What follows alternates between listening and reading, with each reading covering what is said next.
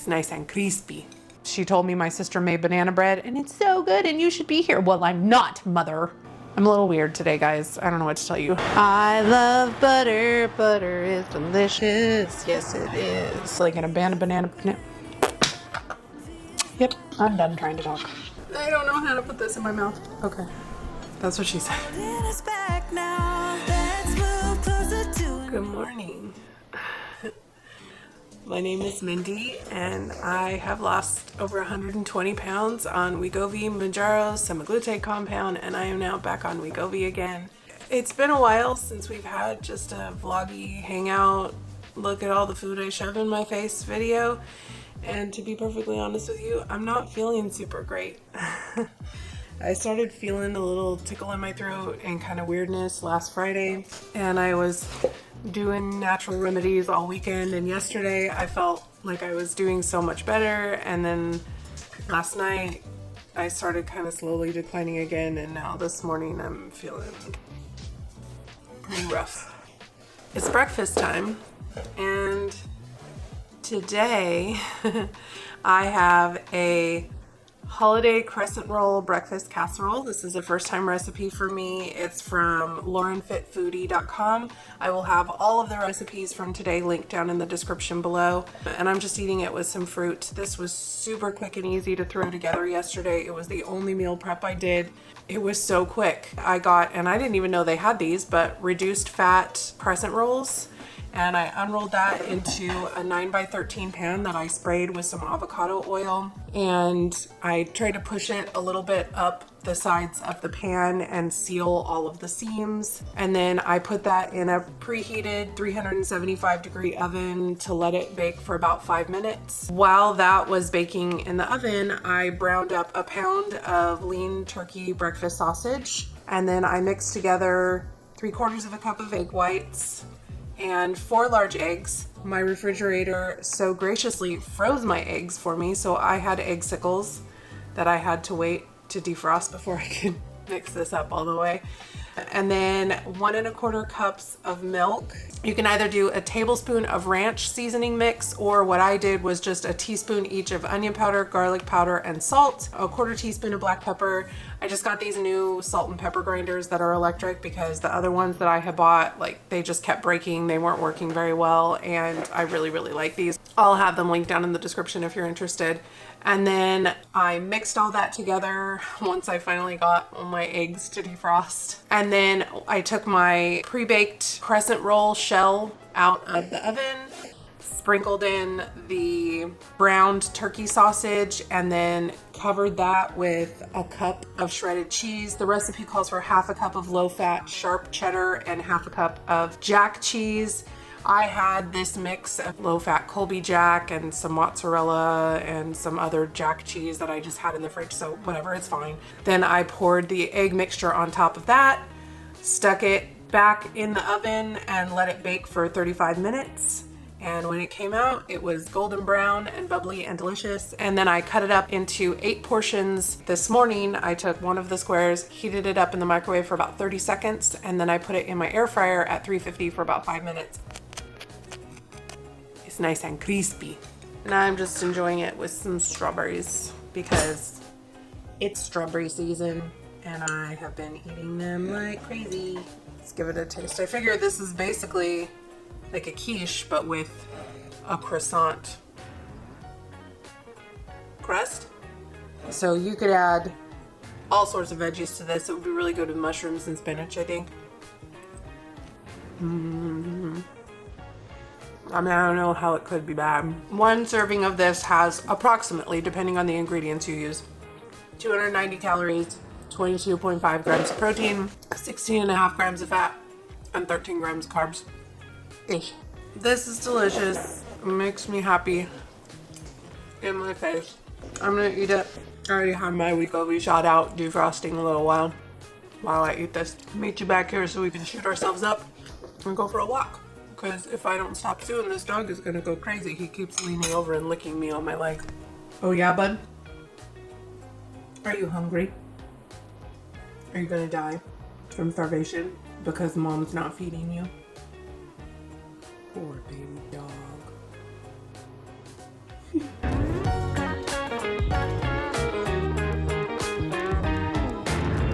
have to admit, not feeling great. Last thing I want to be doing right now is walking. But I know that since I'm not working today, I'm not going to get a lot of movement in. So this is one of those days that I really want to be careful about not missing my walks, because I can have that tendency to just kind of sit and be super sedentary on my days off. Which, I mean, honestly, not feeling well really wouldn't be the end of the world if I had a day like that. But sometimes getting out and walking, getting some fresh air will make me feel a little better. I'm happy to get the distraction, stopping for a potty break.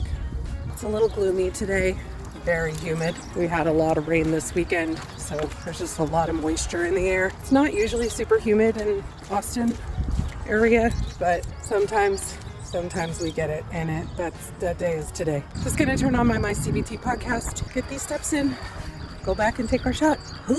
Dog.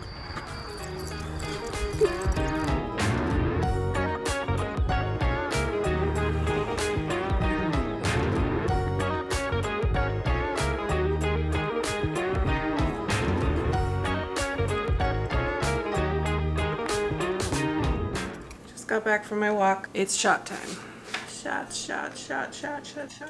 I always start by taking my shot out of the fridge, preferably 20 to 30 minutes ahead of time. And then you can shoot your arm, your stomach, your leg. The last several weeks I've been shooting in my stomach, and I've noticed that it does make me a little nauseous after, so I'm gonna go back to the arm today. I sterilize with alcohol, even though I have heard that is not necessary. I'd rather be safe than sorry. This is the Wegovy pen. There's a little window where the medication is. There's a little bubble in there. This is a lot fewer steps than a Mounjaro pen. You don't have to unlock it or anything like that. Basically, you just take the lid off, and this is spring activated. So once you push it into your arm, the drugs are going to start to dispense. Push to the arm. There's a second click, and then you wait a couple more seconds after that click, and once that little yellow window stops moving, it's done. The instructions used to say that you had to count to 10 or something like that. It doesn't say that anymore. You just need to wait for that little yellow window to stop moving, and in fact, you can actually even hear it. It makes this little like hissing sound at the end once it's done, and that's it. You don't need to massage it or stretch your arm or do jumping jacks or whatever. Like, it's done. And then that goes in a sharps container. If you don't have a sharps container, I always have a link down in the description to a free one from Novo Nordisk. Eli Lilly used to give free ones, but they don't anymore. And then go on about my day. You can also use any hard-sided container, like the laundry soap dispensers work really well. They have that top that screws off, and then you can tape over them with duct tape, write sharps on the side, and then follow your state instructions for disposal. In Texas, I can just throw it in the trash, but apparently that's not allowed everywhere. You can always take it to a hospital. A lot of them will have instructions on mailing it back. I know Novo Nordisk does. It comes with a box that has a return label on it. That's all there is to it. I'm gonna try and build up enough energy to get dinner in the crock pot. I'm doing some slow cooker chicken Tinga tacos for dinner from Macro Friendly Food. Should be delicious. Don't mind my disgusting kitchen. It's a mess just like me. I forgot my chicken. Chicken Tinga tacos. Macro Friendly Food. If you're new around here, Macro Friendly Food is my best friend. It is a recipe subscription service. I do a 3-month subscription. It's $30 for 3 months, so $10 a month. And there are over 900 high protein, low calorie, macro balanced recipes in there. If you're wondering why I care about protein and you missed the video from a couple weeks ago, I talked about why protein is so important for weight loss. And you should check it out if you haven't already, because protein is muy importante for the weight loss. And lots of other things too, but definitely for weight loss. I need to cut this open. Oh yeah, if you're interested in checking out Macro Friendly Food, I have a 10% discount code down below. If you're not ready to make a commitment to like a monthly service, Elise also has an Instagram, both her personal Instagram and a Macro Friendly Food Instagram that has a ton of her recipes for free on it. This is one of those, so even if you're not a subscriber, you can definitely check out this recipe. I'm gonna put 2 pounds of chicken breast in the slow cooker. Not gonna brown it or nothing. Boop. I just bought a really nifty torture device / meat tenderizer, but because we're gonna be shredding this up, I'm not gonna bother. I need to do dishes. Look, I don't feel good, okay? So the fact that there's even dinner being made right now is a small miracle. So we need a teaspoon of salt. I'm gonna put that right on the chicken. A teaspoon of oregano. I have Mexican oregano. You can use whatever kind you have. And you can like grind this up in your fingers, like smoosh it up if you want to. Helps to kind of release some of the stuff. I'm not bothering right now. Please see the note about me not feeling good. And then a teaspoon of cumin. Again, I'm putting this straight on the chicken to hopefully increase the chances of flavor penetration. That's a scientific term. A cup of diced onion.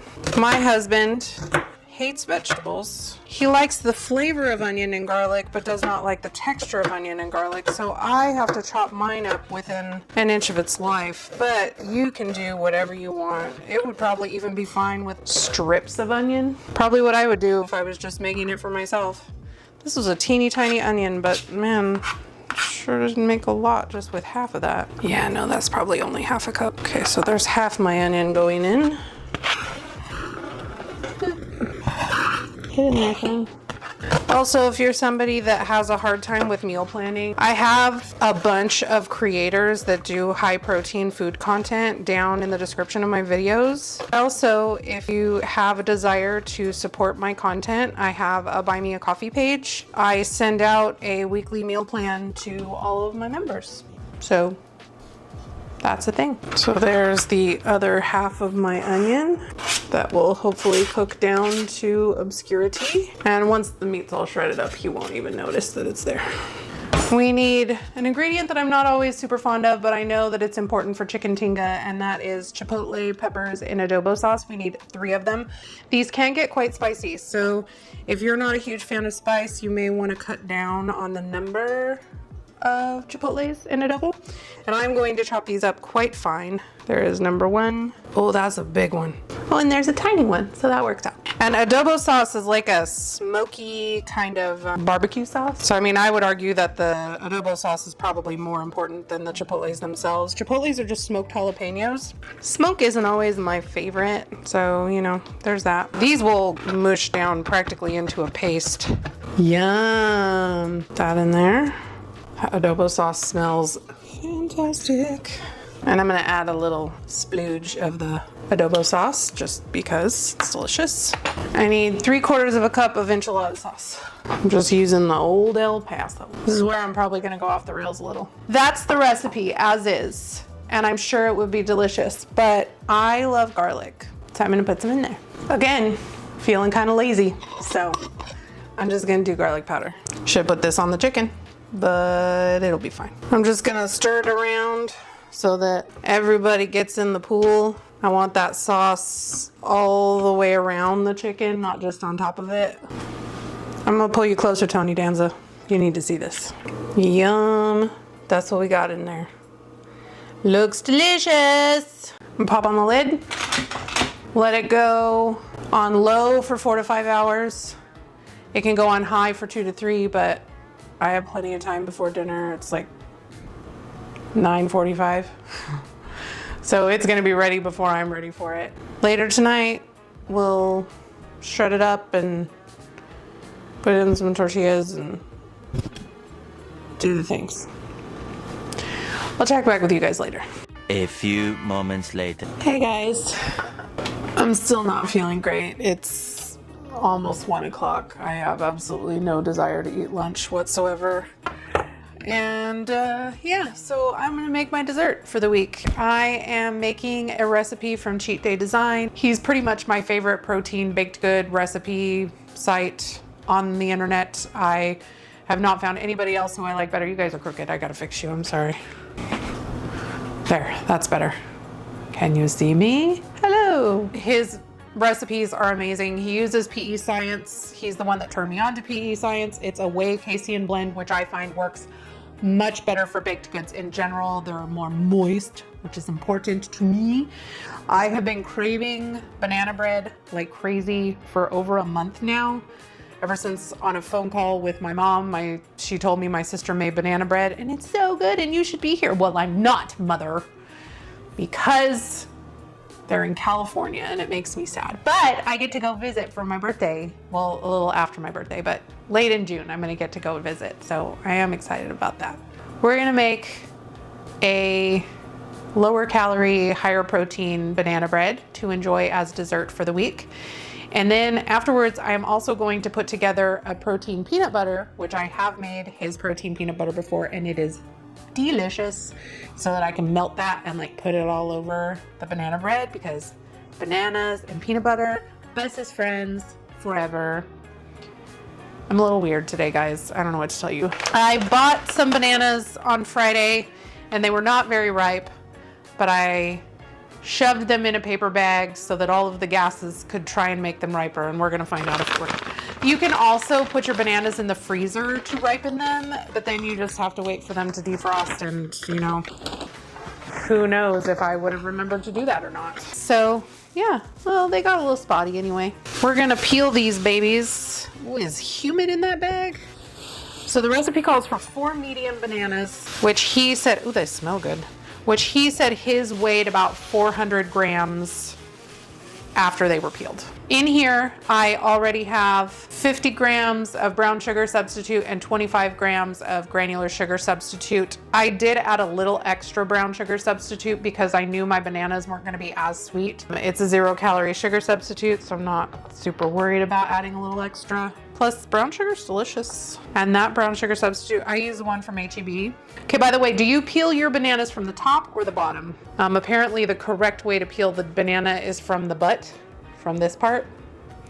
And it does actually work really well, I will say, ever since I found that out and started doing it. Okay, so this one banana is 115 grams, but that was the biggest banana I had, so I have a feeling I did pretty good picking bananas. Boy, these bananas are not very ripe. 405. This will be a snack for my puppy. I already pre-measured everything out for the most part to make this easier. So I'm gonna mash these up. Give me a second. I have banana slime on my fingers. You can use a potato masher for this. I'm just gonna use a fork. And I'm gonna mash the bananas into the sugar. Why is this hurting my arm? Should have used a potato masher. I need my egg, which I've had sitting out at room temperature for a while because my refrigerator likes to freeze my eggs. A teaspoon of vanilla. I don't measure vanilla, you measure that with your heart. And just pour it till it feels right. Oh, the recipe calls for cinnamon. Not a fan of cinnamon, really. Like, I like cinnamon in cinnamon rolls or like a cobbler, but like I don't think cinnamon belongs in banana bread. Personally, that's just me. I mean, you do you. Nutmeg would probably be good. Maybe I want to add some nutmeg. No, I'm gonna be fine. I'm just gonna leave it like that. We're gonna be plain today. In here, I have 62 grams of PE Science vanilla protein powder. You can also use unflavored if you want. And then 120 grams of all-purpose flour. And then in here I have a teaspoon of baking powder, baking soda, and a half a teaspoon of salt. And I'm gonna humidity. I'm gonna mix those up together so that the baking powder and baking soda and salt gets all interspersed and the flour and protein powder is mixed well. We're gonna add the dry ingredients to the wet ingredients. Boop. We're gonna fold it in. Before I do that, I'm gonna melt 4 tablespoons of butter. That's how you know it's gonna be good, because it's got butter in it. I love butter. Butter is delicious. Yes, it is. Oh, I'm supposed to be preheating my oven. Sure am. 350. Okay, and now that this is mostly mixed, he's only mostly dead. What's that from? Do you know what that's from? So if you don't, I don't know if we can be friends. And I'm gonna spray my pan that has a spider web in it. That's okay, it's just extra protein. Also, if your baked goods have a tendency to come out burnt around the edges and you have dark colored pans, try buying lighter ones, because it makes a difference. I'm gonna drizzle in my butter. Oh yeah, that's nice. We're not wasting any of that. Not even a drop. Okay. And then fold that butter in. Just in case you're like David and you don't know how to fold, this is how you fold. You go around the outside and up the middle. Okay, this is what it looks like. Jiggle, jiggle, jiggle, jiggle. Delicious. Okay, now we're gonna pour this into a loaf pan. You could do it as muffins if you wanted. I'm all about ease today, so loaf pan it is. Oh, that's quite tasty. My hopes are high, but with protein baked goods, it usually comes down to the texture. We shall see. Delicious. Salmonella, I dare you. As my friend Kim Wadsworth likes to say.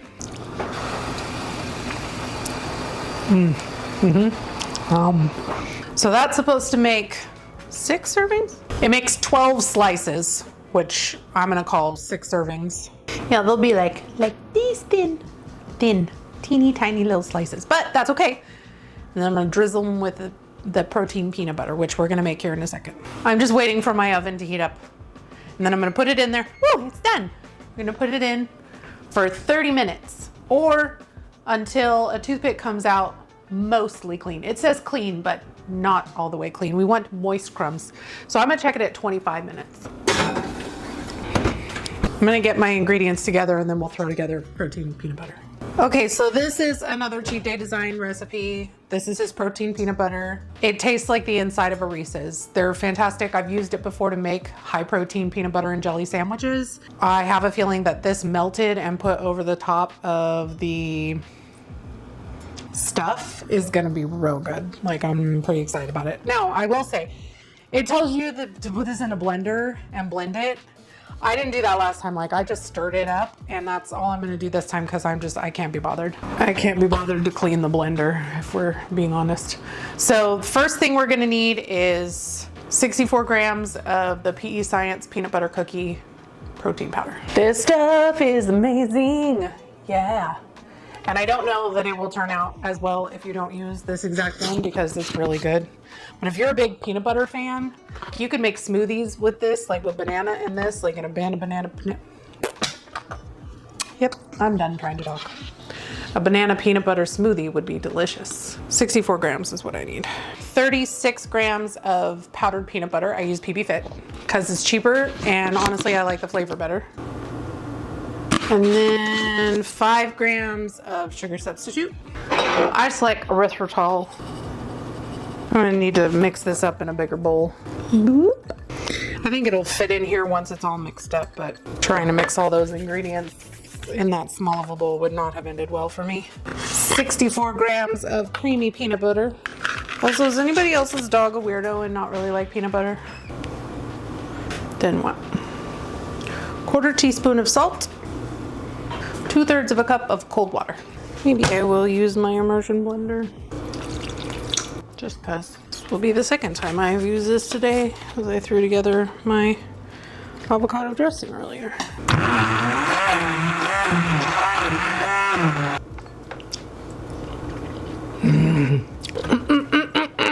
Yep, that's the texture. It's a little gloopy, but when I heat it up, I think it'll get good and runny. And then I'll just drizzle that over the top of my banana bread. If you're a big peanut butter fan, but like you always want way more than what like your calories feel like you should, this is a good way to make your peanut butter stretch because there's way fewer calories for the amount of protein that's in this than just eating peanut butter. And in my opinion, it tastes way better, but I also have a sweet tooth. So good.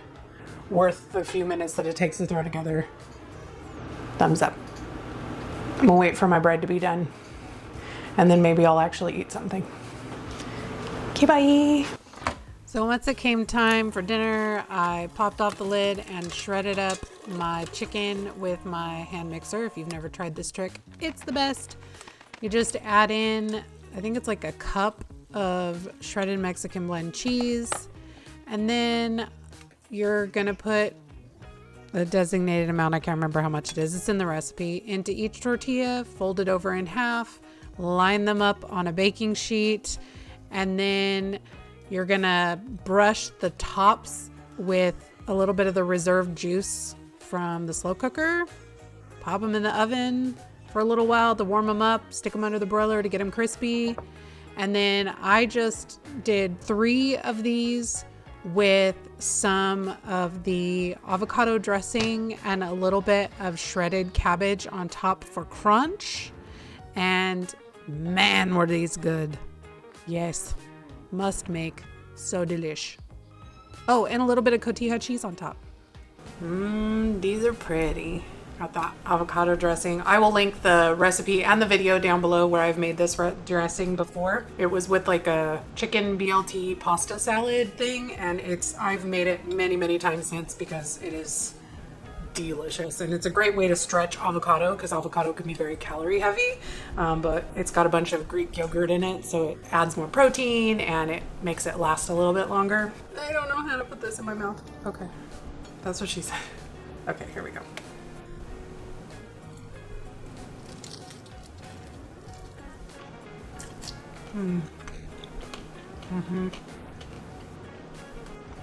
That's delicious.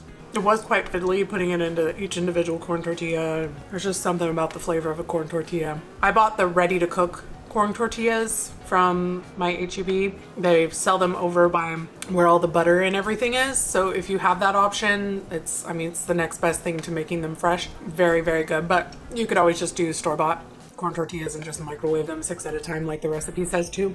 That's real good. And I love the little cabbage for crunch.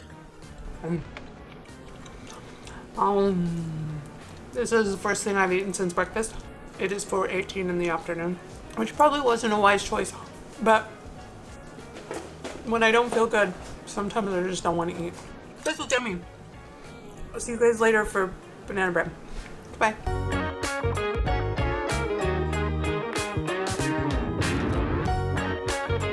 So it's dessert time. And boy, does that look pretty. I added a tiny bit more water just to make it drizzleable. And I heated it up in the microwave for like 10 seconds. I had to cook my banana bread for quite a bit longer than the recipe said. Like, I think he had like 35 minutes. I put it in there for 30 minutes at first because I didn't want to overcook it, because you know how protein desserts can get really dry. I don't know if you can see, but it is very moist. I lost track because I kept doing like 2 to 3 minutes at a time. And at one point I turned it down to 325 because it was getting really dark on top. I'm gonna try it by itself, a little part without the peanut butter.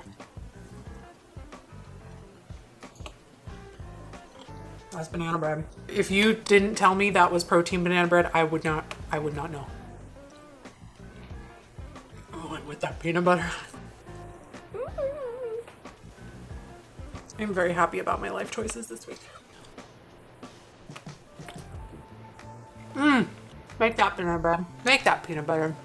Eat it with your face and be happy. I'm sure I will be checking in with you throughout this week to say hello. And tonight I'm finishing eating this, and then I'm gonna sit and watch The Rookie because I still don't feel good. But the banana bread's delicious. Hello, my friends. What day is it? It's Wednesday. I had my therapy session tonight, and it went really well. I kind of talked to her a little bit more about the urge surfing stuff that I told you guys about last week. If you missed last week's video, take a look here. It's really been helping me. Like, there's been several incidences since our session last week where I definitely had moments where I was thinking about eating when I wasn't hungry, or wanting to snack when I wasn't hungry. And instead of just getting up and doing that, I kind of thought through the fact that it's just an urge. It's okay to have the urge, but it doesn't mean that I need to give into it. I know I'm not hungry. I had already eaten. I was just wanting to feed my soul, I guess. I don't know, like fill whatever void it is that food fills for me as a food addict. And basically, I just kind of told myself, as long as I don't feed it, this will pass in 30 minutes or less. And then I distracted myself by playing a game on my phone or watching a TV show. And honestly, it's worked. Like, there were a couple of times where I feel like if I hadn't been kind of armed with that knowledge, like especially on Sunday. Like Richard went to bed really early because he had a super early day on Monday, and I hadn't had dinner yet, and there was a part of me that was like, that really wanted to just go and pick up some food, and I didn't need to. Like, I had food at the house, and I just kind of talked myself through that. I was like, I could go out and get food, but I know that if I do, it'll probably be fast food. So I'm not going to have a lot of protein there. It's probably going to be really high in calorie, and I'm probably going to overeat because that food is just so not satiating. And I'm not saying that it doesn't have a place. Like, I still enjoy fast food from time to time, but I knew that I had only eaten a very small amount of food so far that day, and I needed more nutrition than that. And I was able to kind of talk that through instead of just going to Taco Bell or McDonald's or wherever. So that felt really good. We also kind of talked through the fact that, like, I have always been a foodie. Like, I really, really enjoy watching food content. Like, I like watching people cook. I like watching people eat. I'm planning a trip to California right now. I'm going to be going to visit my family in June, and my niece is graciously offering to take us to Disneyland. She works there, so she's going to use her guest passes so that we can go and spend the day together. And I'm super excited about that. And like, when I found out about it, like, the first thing I thought was, ooh, what am I going to eat? And so I started watching videos on like all the new like seasonal food at Disneyland. And there was a part of me that was like, that's not healthy. And then I started thinking about it some more, and I was like, well, is there really anything that wrong with being excited about and anticipating a meal?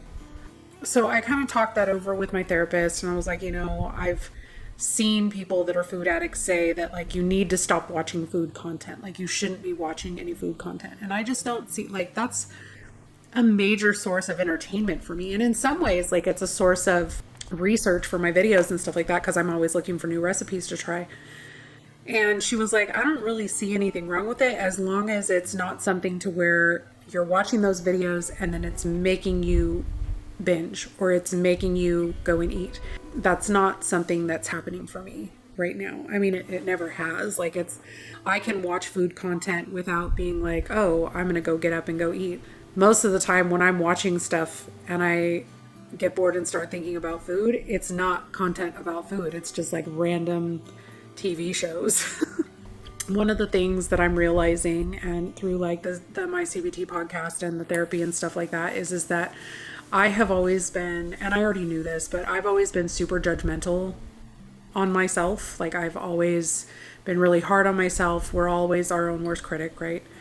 Like, anytime I have a thought that's not a healthy thought, I have a tendency to have this internal dialogue that says that I'm a bad person for thinking that way, or that I shouldn't be having those thoughts. And one of the things that I'm learning through the therapy and the CBT stuff is that thoughts themselves are not inherently bad. Having a thought or an unhealthy thought doesn't make me a bad person. It's what I do with that thought and the behavior that comes after it and the mood that comes after it is what can be a bad thing. So I can have a bad thought, like think about wanting to binge or think about wanting to eat something that's unhealthy or whatever. And I can acknowledge that thought and say, that's really not something that's the best for me right now. I'm going to make a healthier choice instead, or I'm just going to pass right by that because I don't need to eat food right now. And I can just let that go. I've kind of started already putting that into place this last week, and it has made such a difference in terms of the way that I feel in general. That's exciting, like to not constantly be in a place of self-deprecation and telling myself that I'm a bad person for having thoughts.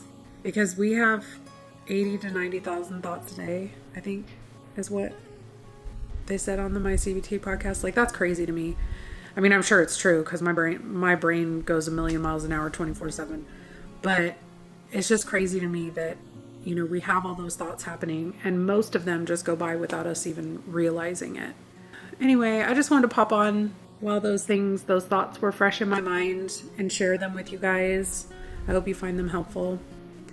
And I'm planning on checking in with you guys on Friday after I do my weigh-in, just to do a little bit of an update on my current weight situation. And yeah, I hope you're having a good night. I'm gonna watch some Rookie and then get ready for bed. Good morning. Happy Friday.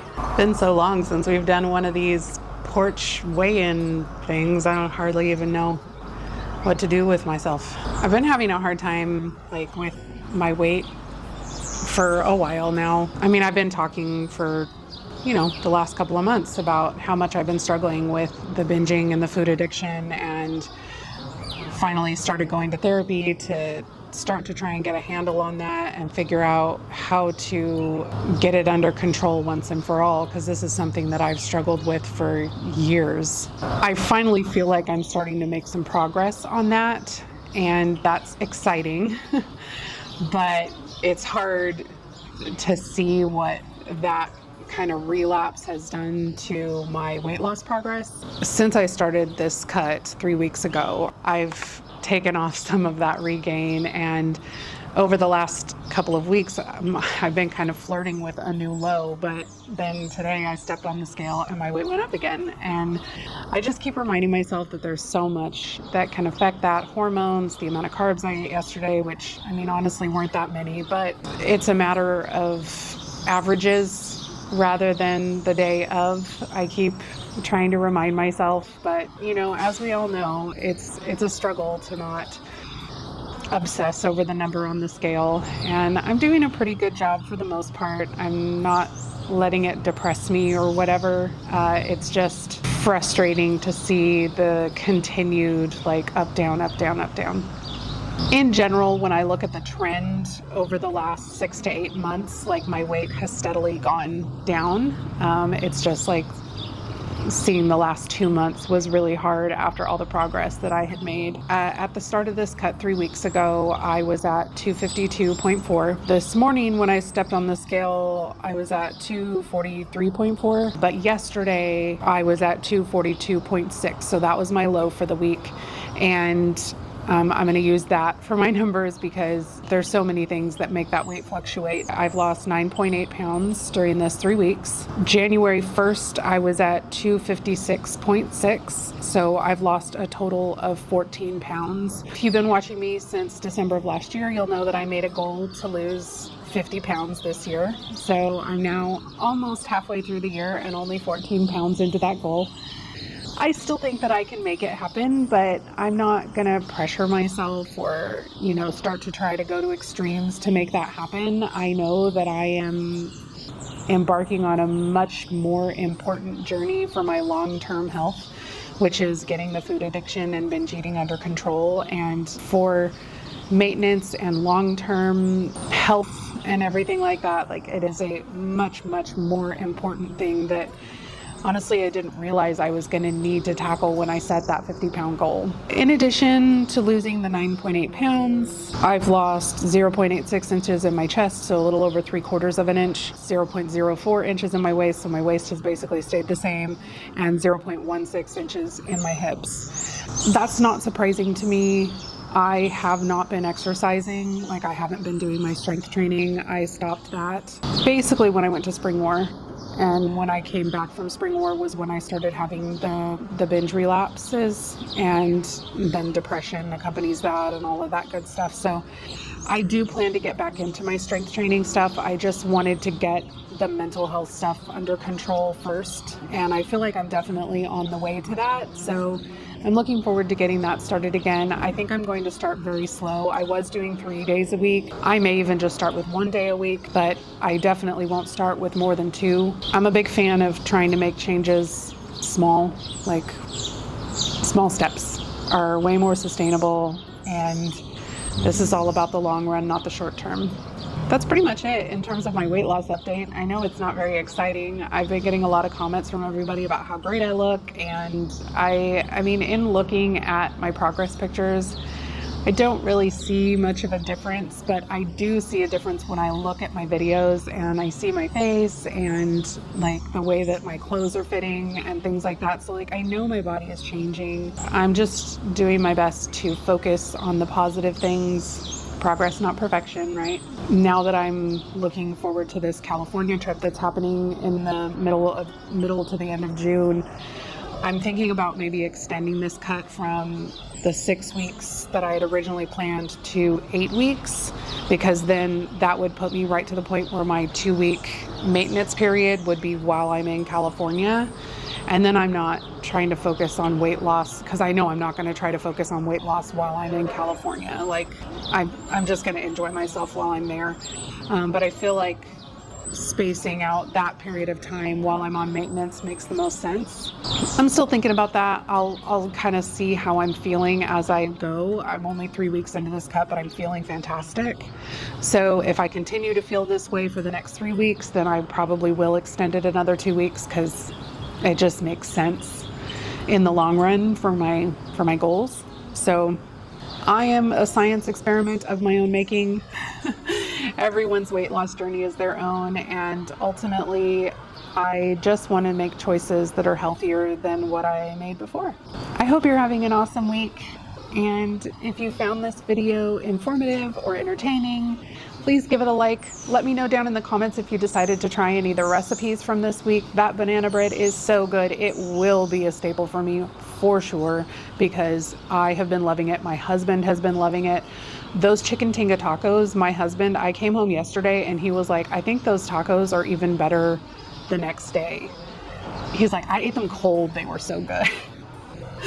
So those tacos will be a repeat for sure, and you should definitely give them a try. They were a little fiddly to make into individual tacos, but man, were they good. I mean, you can, instead of doing, all 18 tacos at once, you could just fill them each time and stick them in the air fryer for 5 minutes or so just to crisp them up. But whatever you decide to do that makes it convenient for you. Anyway, I love you guys. Thank you so much for being here, for continuing to support me on this heck of a journey, and I will see you in the next one. Bye guys. We're on a journey, looking back on the things that we've taken for granted, but feels like we're learning to be better without what's been holding us back now.